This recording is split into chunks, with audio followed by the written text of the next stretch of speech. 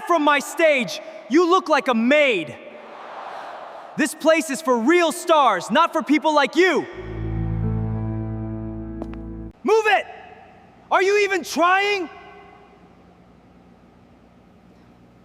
Do it over! The silence inside the heavy black van felt heavier than the stadium's thunder. Outside the window, the amber glare of highway streetlights flickered across Ji-hoon's face, casting long, frantic shadows over his pale features. Naomi's real name is not Naomi.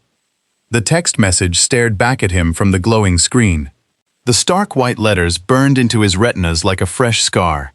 Ji-hoon's thumb hovered over the glass keyboard, trembling so violently he could barely press the keys. He typed, his heart hammering against his ribs as he slammed his thumb down on the send button. Failed to deliver. A red icon flashed instantly across the display. The encrypted burner service had self-destructed the line the moment the payload was delivered. There was no trace left, no origin, no phone number, just the terrifying words echoing inside his mind. Ji-hoon? Minho's sharp voice broke the suffocating quiet from the front passenger seat. He turned around in his leather seat, adjusting the neck of his jacket, his dark eyes brimming with sudden worry. "Are you okay, man? You look like you just saw a ghost." Ji-hoon's hands reacted faster than his brain. He slammed his phone face down against his thigh and hid it beneath his coat pocket. "I'm fine," Ji-hoon lied, his voice raspy and barely audible over the hum of the tires. "Just exhausted from the show." Minho narrowed his eyes, clearly unpersuaded by the sudden change in Ji-hoon's demeanor, but he slowly turned back toward the windshield as the van cruised deeper into the dark, rainy night. Ji-hoon leaned his forehead against the freezing glass window. His entire body was shaking with an icy wave of panic. If her real name isn't Naomi, then who has been standing beside me all this time? Who was the woman I just held in my arms in that alleyway? He closed his eyes tightly, trying to stop his mind from spinning out of control. But no matter how hard he tried, all he could picture was Naomi's face under the streetlight. The soft, bittersweet smile she had given him right before she stepped back into the shadows. The warm, tender look in her dark eyes when she told him he was a real artist now. It had felt so real, her touch, her embrace, the fierce way she had protected him from the cutthroat music industry over the past 6 agonizing months. She was the only person who had ever believed in him when he was at his absolute lowest. She was the one who pulled him out of the gutter, stripped away his fake pride, and taught him how to sing with his soul. Was every single moment a lie? Was she just an actress playing a scripted role? Ji-hoon reached into his pocket and gripped the cold metal of his phone again. His mind raced back to the rest of the mysterious text message. "Do not trust Chairman Park. The $500,000 was not paid to save your tour. It was paid to keep you from finding out what happened to your real father 20 years ago." A cold sweat broke out across his forehead. Chairman Park was the powerful owner of Starline Entertainment, the legendary mogul who had signed Ji-hoon as an orphan 10 years ago and turned him into a pop icon. Ji-hoon had spent his entire adult life believing Chairman Park was his savior, the father figure who rescued him from poverty after his real father died in an unexplained accident. If the text was telling the truth, Chairman Park hadn't saved him. He had used Naomi to keep Ji-hoon under control. He had used her to keep him silent. And what if Naomi knows everything? What if she was hired by Chairman Park to keep me from digging into the past? Ji-hoon bit his bottom lip until he tasted copper. Love and terror fought a violent war inside his chest. He loved Naomi. He knew in his heart that the connection they shared under that streetlight wasn't fake. But the dark shadow of betrayal was already creeping into his heart. He took a slow, deep breath and looked out the window as the highway signs flashed past. They were heading straight toward the airport. Naomi had said she was boarding a flight to Tokyo at dawn. Ji-hoon tightened his fist. He wasn't going back to his hotel room. He wasn't going to sleep. He was going to find her before she stepped on that plane, and he was going to demand the truth, no matter how much it broke him. What would you have done in this situation? Drop your answer in the comments before watching the ending. The airport terminal was big, cold, and quiet. Outside the large windows, the sky was still pitch black. Ji-hoon pulled his cap down low over his eyes. His heart was beating fast. He walked past tired travelers until he saw her. Naomi was standing near a coffee shop, holding a warm paper cup. She wore a long dark coat. She looked calm and beautiful, just like always. Her real name is not Naomi. The words repeated in Ji-hoon's head like a scary warning. He took a deep breath. He knew he had to hide his fear. He needed to act normal so she would not guess his secret. "You will miss your flight if you keep standing there," Ji-hoon said softly as he walked up to her. Naomi turned around quickly. She was surprised to see him, but she immediately smiled her gentle, familiar smile. "Ji-hoon?" she asked, her voice soft. "What are you doing here? Min-ho was supposed to take you to the hotel." "I could not sleep," Ji-hoon lied, giving her a small smile. "I wanted to say goodbye before you fly to Tokyo. After tonight's show, I just needed to see you." Naomi looked closely at his face. For a short second, she looked worried or sad. But then her expression changed back to normal. She reached out and touched his arm gently. "You should be resting at your hotel," she said softly. "You sang so well tonight." Chairman Park was very happy with the performance. When she said Chairman Park's name, Ji-hoon felt a cold shiver run down his back, but he kept his voice calm. "Yeah," Ji-hoon said smoothly. "Chairman Park is always happy when things go his way. Did he give you full access to his old company files for this tour?" It was a test to see how she would react. Naomi paused for a quick second. Her hand dropped from his arm. She took a slow sip of her coffee and looked right into his eyes. "I have access to whatever I need to protect you and your career, Ji-hoon," she answered steadily. "That is my job." "Right, whatever it takes," Ji-hoon replied, looking straight back at her. Just then, a voice came over the airport speakers. Her flight to Tokyo was boarding now. Naomi picked up her small bag. She stepped closer and looked into his eyes. "Promise me you will go back and sleep. I will see you in a few days." "I promise," Ji-hoon said. She smiled one last time and turned around, walking toward the gate. Ji-hoon stood still and watched her walk away. As soon as she disappeared into the crowd, his smile dropped. His eyes turned cold and focused. He pulled out his phone and dialed an old friend who knew how to hack computers. "It is Ji-hoon," he said into the phone as soon as his friend picked up. "I need your help. I need you to find out everything you can about Naomi. Her real background, her real name, and who she really works for." He looked at the empty gate one last time, pulled his jacket tight, and walked out into the night. The fight for the truth had just started. Ji-hoon did not go back to the hotel. Instead, he met his old friend, Tae-jin, in a small, dark internet cafe on the edge of the city. Tae-jin was a skilled hacker who had helped Ji-hoon years ago when they were both broke trainees. Now, Tae-jin sat in front of 3 glowing screens, his fingers flying across the keyboard while empty energy drink cans cluttered his desk. "Are you sure about this, Ji-hoon?" Tae-jin asked, not taking his eyes off the monitors. "If Chairman Park finds out I'm digging into Starline Entertainment's private servers, he will ruin both of us." "Just do it," Ji-hoon said, standing behind him. His hands were tucked deep inside his pockets. "I need to know who she really is." Tae-jin clicked a few buttons. Lines of code scrolled down the screen in green text. Suddenly, the screen flashed red, and a single folder popped up. "Found it," Tae-jin breathed, leaning closer. "The text you got was right. The name Naomi Lee was created only 8 months ago. Fake birth certificate, fake college records, fake work history. Everything was made by an underground agency." Ji-hoon felt his stomach drop. What is her real name? Tae-jin clicked on an encrypted photo file. An old black and white government ID appeared on the screen. "Her real name is Kang Yoo-jin," Tae-jin said softly. "And Ji-hoon, look at her father's name." Ji-hoon leaned down and looked at the screen. Below the photo, the text read, "Father Kang Dong-hyun." Ji-hoon froze. The room felt completely silent.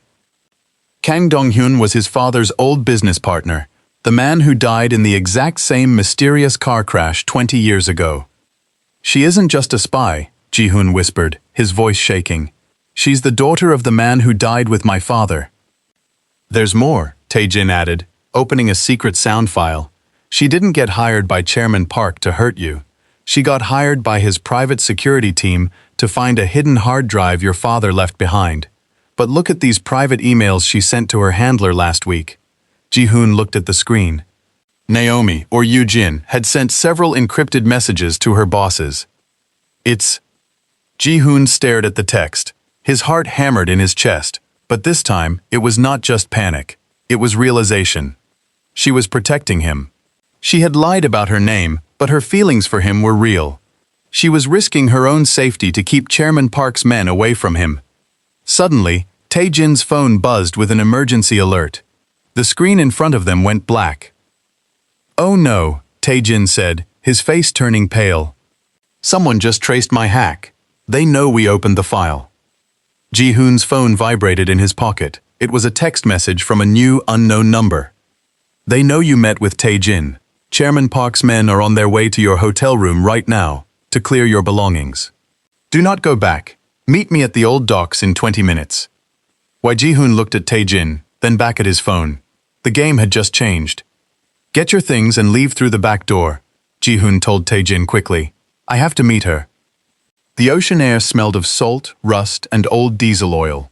Thick morning fog hung over the deserted docks, wrapping around giant iron shipping containers like ghost sheets. Ji-hoon pulled up in a borrowed sedan, killing the headlights before coasting to a stop near Pier 4. His hands gripped the steering wheel so hard his knuckles turned white. He had watched Naomi walk toward her Tokyo departure gate only hours ago. But after Tae-jin cracked the encrypted agency logs, Ji-hoon realized the truth. The flight to Tokyo was just a cover story. Naomi hadn't boarded that plane. Her agency handlers had intercepted her at the airport terminal, revoking her clearance and ordering her to report straight to Pier 4 for an emergency debriefing. She was being cornered by her own people. Ji-hoon stepped out into the damp chill. Every sound, the slap of dark water against the wooden posts, the metal creak of a distant crane, made his muscles tense. He reached into his coat pocket, his fingers wrapping tightly around the flash drive Tae-jin had handed him before they fled the internet cafe. It contained the copied records of Kang Dong-hyun and the 20-year-old accident. "You shouldn't have come here," a voice called out from the shadows behind a stack of rusted barrels. Ji-hoon spun around. Naomi stepped out into the pale morning light. She wasn't wearing the sleek coat from the airport terminal anymore. Instead, she wore a dark tactical jacket and boots. Her eyes were red-rimmed, exhausted, and sharp with fear. "Or should I call you Yoo-jin?" Ji-hoon said, his voice cutting through the fog. She froze mid-step. For a second, her composed persona completely shattered. The cool, controlled operative vanished, replaced by a woman who looked like she had just been struck by lightning. "You know," she whispered, her voice trembling violently over the sound of the crashing waves. "I know everything," Ji-hoon said, taking a deliberate step toward her. "I know your father was Kang Dong-hyun. I know you were sent to spy on me. And I know your real name isn't Naomi. You lied to my face at the airport. You were never going to Tokyo, were you?" A bitter, painful smile touched her lips, but her eyes glistened with unshed tears. "If you know everything, Ji-hoon, then you know you need to run. Right now. The flight was a distraction so my handlers could isolate me. Chairman Park's security team realized someone tipped you off. They know you met with Tae-jin. Why did you protect me?" Ji-hoon shouted, his emotional control finally snapping. The pain in his chest flared hot and raw. "You lied to me every single day. You walked into my life, acted like you cared, built my confidence back up, and it was all just a scripted assignment." "It started as an assignment," Naomi yelled back, stepping closer, her fists clenched tightly at her sides. Tears spilled over her eyelashes, cutting clean tracks through the dust on her face. "Yes, 8 months ago, I took the contract because I wanted to find out what happened to my father. I thought your family stole the archive files. I thought you were hiding the evidence. And now?" Ji-hoon demanded, stopping just inches from her. He could feel the desperate heat radiating off her in the freezing air. "What is it now, Yoo-jin?" "Now I know your father was innocent too," she cried out, her voice breaking into a sobbing wreck. "Chairman Park sabotaged both of their cars 20 years ago. He stole their music rights, built Starline Entertainment on their blood, and adopted you so he could keep you on a leash. I found out 3 months ago, Ji-hoon. I tried to abort the mission, but Chairman Park's men threatened to eliminate me if I stopped reporting. She grabbed the lapels of his heavy jacket, her fingers shaking uncontrollably as a deep, agonizing weep escaped her chest. I stayed because I had to keep you safe, she whispered, looking up at him with raw, unshielded honesty. If I walked away, they would have sent someone else, someone who wouldn't care if you lived or died.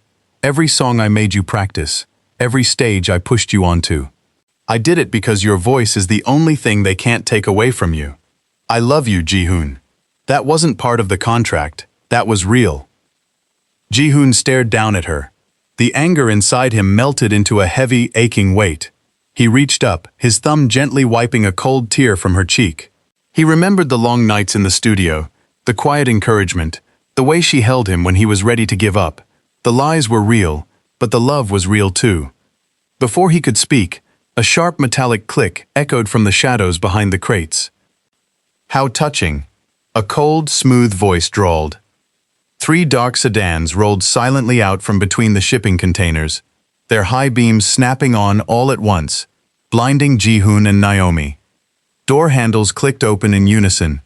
4 men in dark suits stepped out with silenced weapons. Walking slowly behind them was Director Cho, Chairman Park's head of security.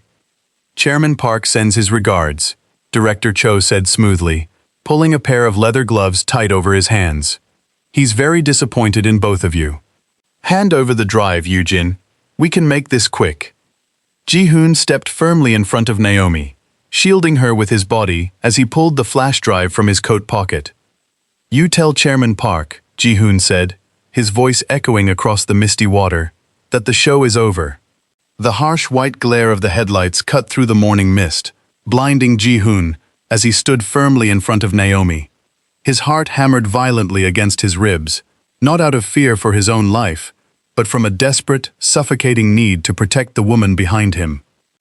Director Cho smiled, a cold, empty curve of his lips that did not reach his icy eyes. Ji-hoon, step aside. You are a valuable asset to Starline Entertainment. The chairman still has big plans for your upcoming stadium tour. Don't throw your future away for a traitor. A traitor? Ji-hoon's voice trembled, raw with a mix of fury and unbearable grief. Tears blurred his vision as he looked down at Director Cho. She isn't the traitor. You and Chairman Park built an empire on the blood of my father and her father. You ruined our lives and raised me like a dog on a leash. Naomi reached out, her hand clutching Ji-hoon's coat from behind. Her fingers dug into the fabric, her entire body shaking against his back.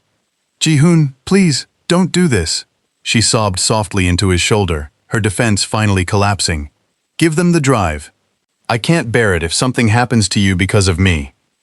No, Ji-hoon whispered back, turning his head slightly, so only she could hear.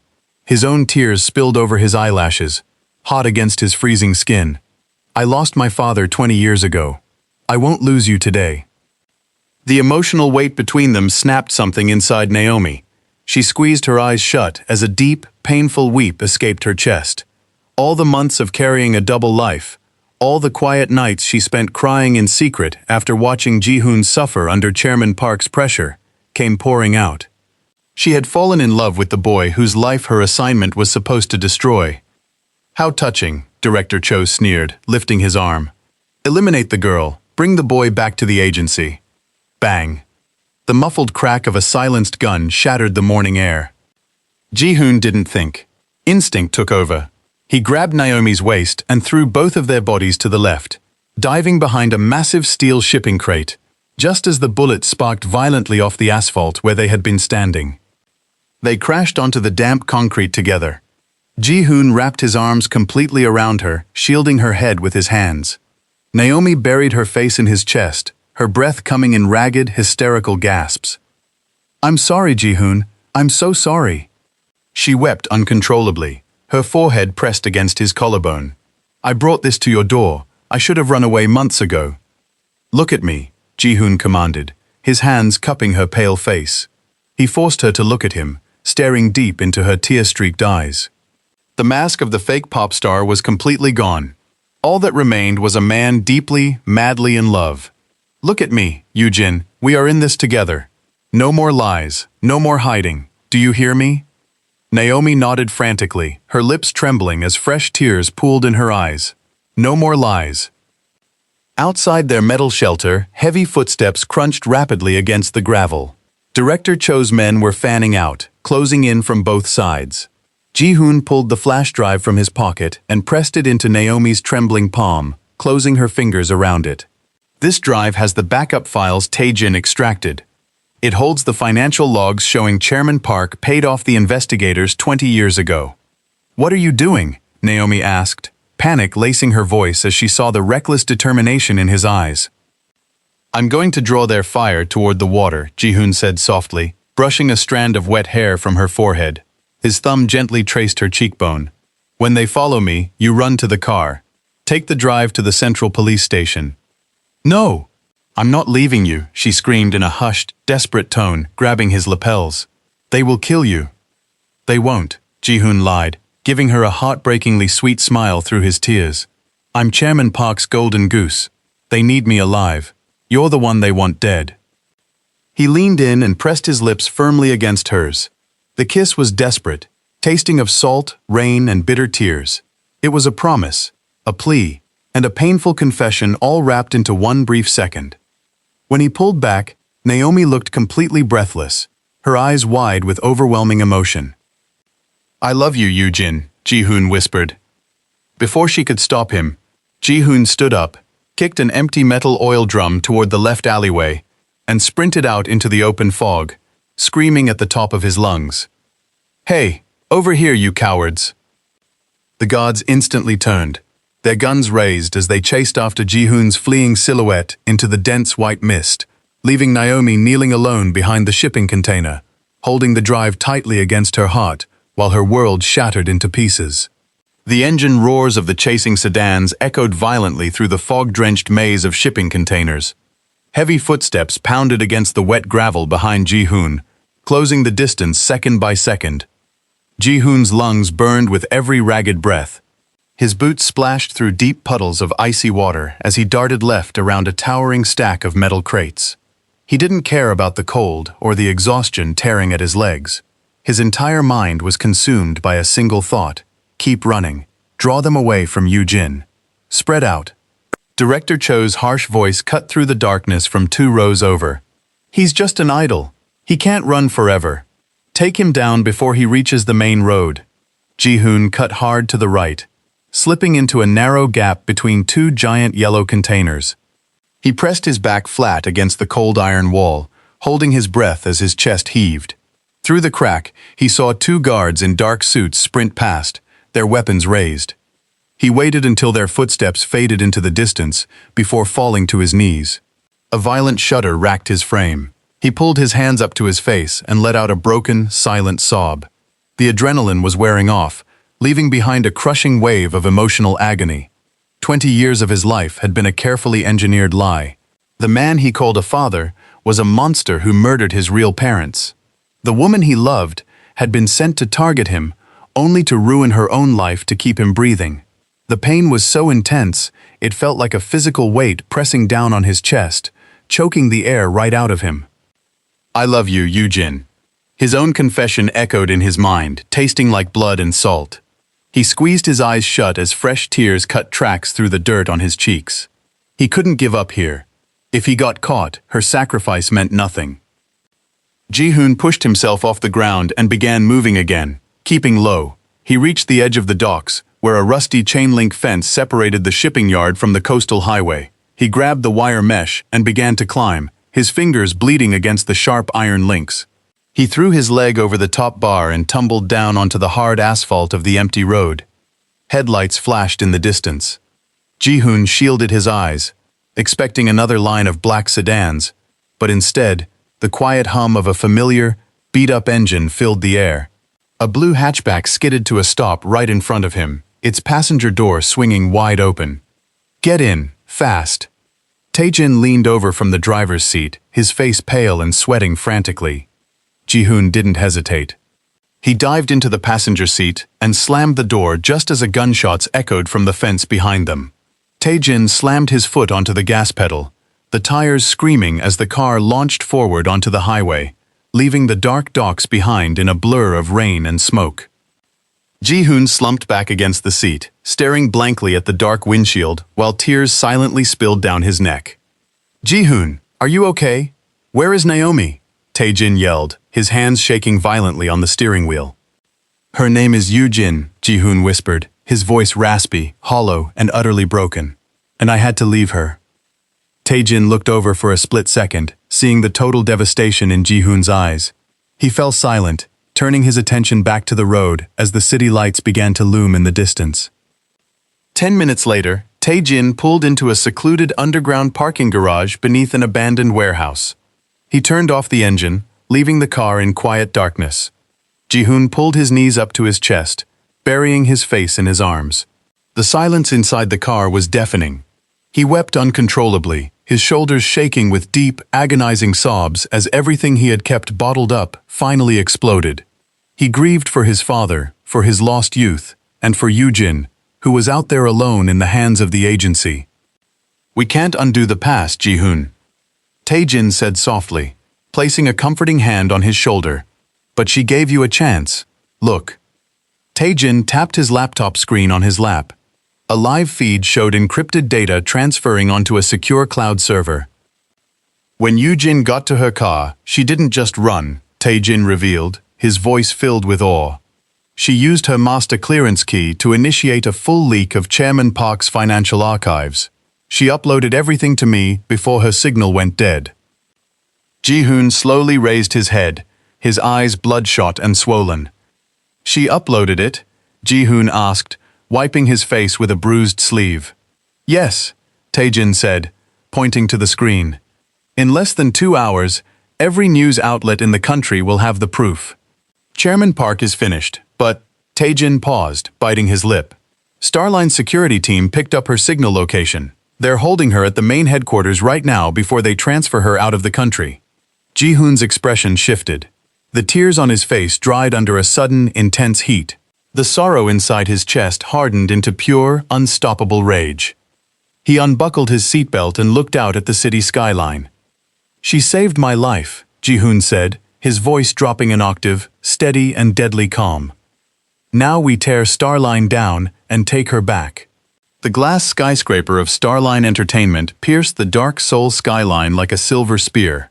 For 10 years, Ji-hoon had viewed this building as a monument to his dreams.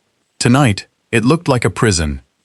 Tae-jin tapped rapidly on his laptop in the passenger seat of the blue hatchback, parked 2 blocks away, in the shadows of an alley. "I've bypassed the rear security substation," Tae-jin whispered, sweat glinting on his forehead.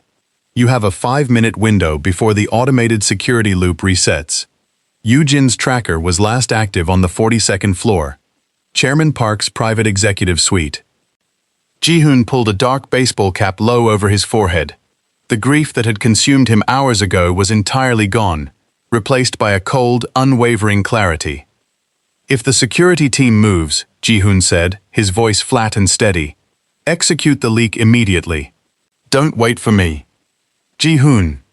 Tae-jin looked up, his face full of dread. "If you go up there, Chairman Park won't hesitate to end you. You're walking into the lion's den." "He already took my family 20 years ago," Ji-hoon replied, opening the car door. "He doesn't get to take her too." Ji-hoon slipped out into the cold rain, keeping to the shadows along the perimeter wall. He reached the rear service entrance, swiped a stolen keycard Tae-jin had cloned, and stepped inside. The door clicked shut behind him with a heavy, final sound. The interior of Starline was eerily silent. High-gloss marble floors reflected the dim blue emergency lights. Ji-hoon moved like a shadow, taking the service elevator directly to the 42nd floor. When the elevator doors slid open with a soft chime, the air grew noticeably colder. At the end of the long hallway, behind double mahogany doors, light spilled out into the corridor. Ji-hoon approached silently, his boots sinking into the thick carpet. Through the crack in the door, a low, smooth voice vibrated through the air. "You were always too soft, Yoo-jin." Ji-hoon peered inside. Chairman Park sat behind his massive mahogany desk, dressed in an immaculate gray suit, calmly sipping scotch from a crystal glass. Standing near the floor-to-ceiling glass windows was Yoo-jin. Her wrists were zip-tied behind her back, held firmly by Director Cho. Her face was bruised, her hair matted with dried rain, but her posture remained defiantly straight. "He knows nothing that can hurt me," Chairman Park said smoothly, setting his glass down with a soft click. "Ji-hoon is a product, a creation of my brand. Do you really think the public will believe a traumatized pop idol over a billionaire philanthropist?" "They won't have to take his word for it," Yujin spat, blood staining her white teeth as she glared at him. "The bank records are already decentralized. The moment the timer expires, every news outlet in Asia will have your offshore ledgers. You're done, Park." Chairman Park sighed, shaking his head with mock pity. "A noble effort, but tragic." He motioned toward Director Cho. "Take her down to the underground garage. The transport to the harbor leaves in 10 minutes. Director Cho drew a weapon from his jacket and stepped forward. Ji-hoon kicked the mahogany doors open. The loud crash echoed through the suite like a thunderclap. Director Cho spun around, lifting his gun, but Ji-hoon didn't pause. Driven by months of suppressed rage and pain, Ji-hoon tackled Director Cho at full speed, slamming him violently into the glass coffee table. Tempered glass shattered into thousands of glowing pieces. The gun flew out of Director Cho's hand, sliding across the polished floor. Ji-hoon Yujin screamed, her eyes wide in complete horror and shock. Ji-hoon delivered a heavy strike to Director Cho's jaw, knocking the guard unconscious against the floorboards. Ji-hoon scrambled to his feet, gasping for air, his hands cut and bleeding from the shattered glass. He picked up the fallen gun, his arm trembling violently as he pointed it straight at Chairman Park's chest. Chairman Park didn't flinch. He slowly stood up from his leather chair, adjusting his cuffs, an amused smile playing on his lips. "Look at you," Park said softly, taking a step around his desk. "The golden boy, pointing a weapon at the man who fed you, clothed you, and made you a star." "You killed my father," Ji-hoon roared, tears stinging his eyes as his finger tightened on the trigger. "You murdered his father, stole everything they built, and turned me into your puppet." "I gave you a life," Chairman Park snapped back, his voice dropping into a harsh sneer. "Your father was weak. He wanted to give away the music rights for free. I built an empire on those masters." Ji-hoon's hand shook violently. The pain in his chest flared like an open fire. He wanted to pull the trigger. He wanted to end 20 years of torture in a single second. "Ji-hoon, no." Yujin's desperate voice broke through his rage. She stepped between them, looking into Ji-hoon's tear-streaked face. "Don't do it. If you shoot him, he wins. He turns you into a monster just like him. Don't ruin your life for this man." Ji-hoon looked into Yujin's dark eyes. He saw the love, the fear, and the truth shining back at him. Slowly, Ji-hoon lowered the weapon. A cruel laugh escaped Chairman Park's throat. "Conscience, always your weakness, Ji-hoon. Security is on their way up right now. You both die here, and it will be ruled a tragic murder-suicide." Ji-hoon pulled his phone from his coat pocket and held up the screen. The counter read, 00. "Taejin just pressed send," Ji-hoon whispered. Outside the skyscraper, distant sirens began to wail through the city streets. Chairman Park's phone began buzzing frantically on his desk, dozens of notifications, news alerts, and incoming calls flashing rapidly across the screen. Park's face went completely pale as he stared at the screen. The arrogance vanished from his eyes, replaced by total, sudden terror. Ji-hoon pulled a pocket knife from his jacket, quickly cutting the zip ties binding Yujin's wrists. She collapsed into his arms, wrapping her arms tightly around his neck as she wept tears of relief. Ji-hoon held her close, burying his face in her hair as the sound of police sirens grew louder outside the glass window. "It's over," Ji-hoon whispered softly into her ear. "We're finally free." The sharp blue and red lights of dozens of police vehicles flashed against the glass facade of the Starline Entertainment building. Below on the street, news vans were parked bumper to bumper, their satellite dishes raised, broadcasting live to millions of viewers across the globe. Armed officers flooded the 42nd floor, their heavy boots thudding against the carpet as they swarmed the executive suite. Within seconds, Chairman Park was forced to his knees, his hands cuffed behind his back. The media mogul who had ruled the music industry with an iron fist for 2 decades stood silent, his face pale and hollow as officers led him away. Ji-hoon and Yoo-jin sat side by side on the back bumper of an ambulance in the building's underground bay.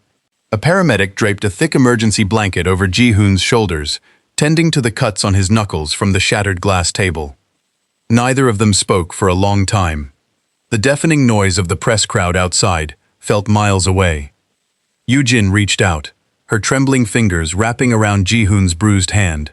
Ji-hoon turned to look at her, squeezing her hand tightly. The dark shadow of lies, deceit, and danger that had haunted them for months was gone, replaced by a quiet, shared exhaustion.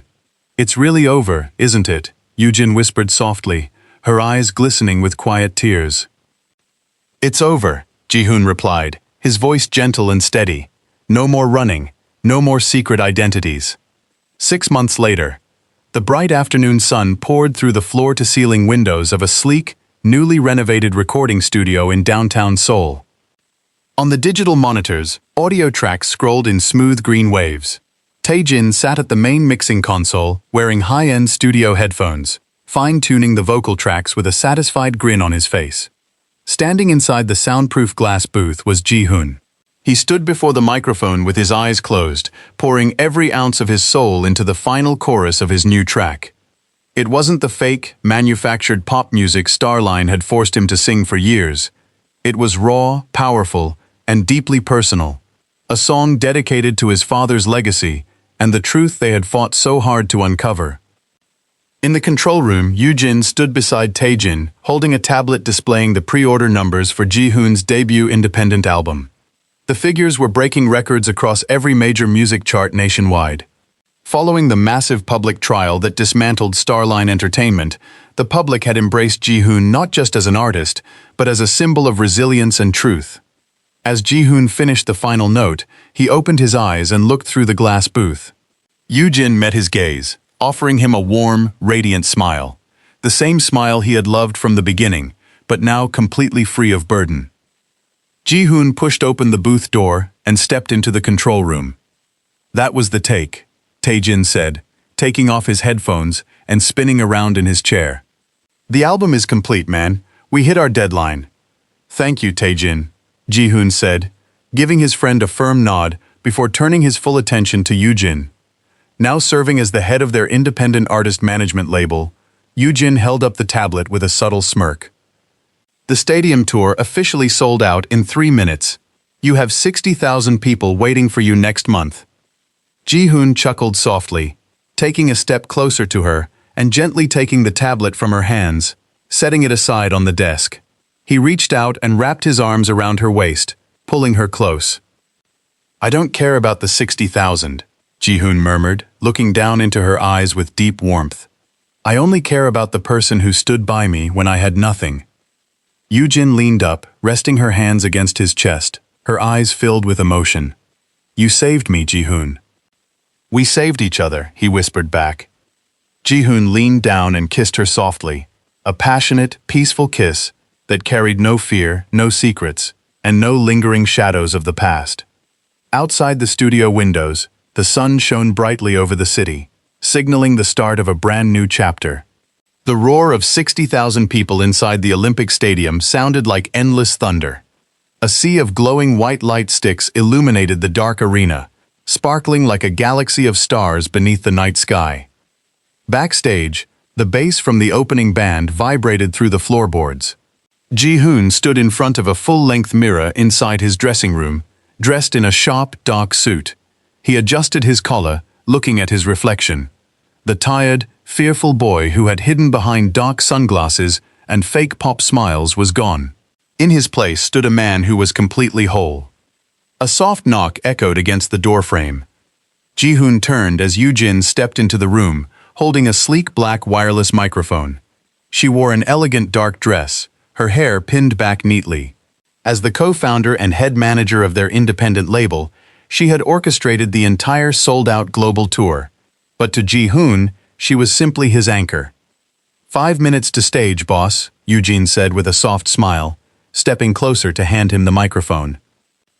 Ji-hoon didn't take the mic right away. Instead, he reached out, taking her hand and pulling her into his arms. Yujin rested her head against his chest, listening to the steady, calm rhythm of his heart. "Are you nervous?" she whispered, looking up at him. "Not anymore," Ji-hoon replied, gently brushing his thumb across her cheekbone. "For 10 years, I stepped onto stages feeling like an actor, wearing someone else's skin. Tonight, every note I sing belongs to us. It belongs to my father, to your father, and to the truth." Yujin's eyes glistened with happy tears. She raised his hand to her lips, pressing a soft kiss against his knuckles. "Go show them who you really are." Ji-hoon took the microphone, gave her one last lingering look, and walked out down the long, dimly lit tunnel leading to the stage. As his feet touched the main platform, the entire stadium erupted into a deafening cheer. The massive LED screens flanking the stage lit up with his face. Thousands of fans screamed his name, chanting in unison. Ji-hoon walked slowly toward the center mic stand. He looked out at the ocean of lights, taking a deep, clean breath of the night air. He didn't start with a flashy dance routine or automated pyro displays. He simply sat down on a wooden stool, adjusted the acoustic guitar resting on his lap, and leaned toward the microphone. The entire stadium fell into an instant, reverent hush. 10 years ago, I thought my story was written by someone else. Ji-hoon spoke into the mic, his deep voice carrying clearly through the crisp night air. I thought I had to live in the shadows of secrets I didn't create. But truth isn't something people can hide forever, and love isn't something that can be bought or faked. He looked toward the side of the stage, where Yujin stood near the sound monitors alongside Taejin. She smiled back at him, her eyes shining in the soft backlight. Ji-hoon struck a single, clean chord on his guitar. "This song is for anyone who has ever been broken, lied to, or kept in the dark," Ji-hoon said softly. "This is Shadows into Light." He began to sing. His voice rose into the night sky, pure, powerful, and soaring with raw emotion. Every lyric told the story of their struggle, the betrayal, the painful tears on the docks, and the love that pulled them both out of the dark. The entire crowd sang along with him, their voices blending into one massive, beautiful harmony. From the side of the stage, Yujin watched him with tears streaming freely down her face. She felt a warm, quiet peace settle over her heart. The pain of the past 20 years was finally washed away by the melody. When the final note echoed into the night, the stadium exploded into deafening applause. Ji-hoon stood up, bowed deeply to his fans, and raised his hand toward the sky. After the show, under the warm summer night, Ji-hoon and Yujin walked together down the quiet, empty wooden pier near the city lake, far away from the cameras, the reporters, and the noise of the crowd. Ji-hoon wrapped his coat around her shoulders, pulling her close against his side as they listened to the gentle water splashing against the shore. "What comes next?" Yujin asked softly, leaning her head on his shoulder. Ji-hoon looked out at the bright morning dawn slowly rising over the horizon, illuminating the water in golden light. "Whatever we want," Ji-hoon whispered, kissing the top of her head. "Our story is finally ours to write."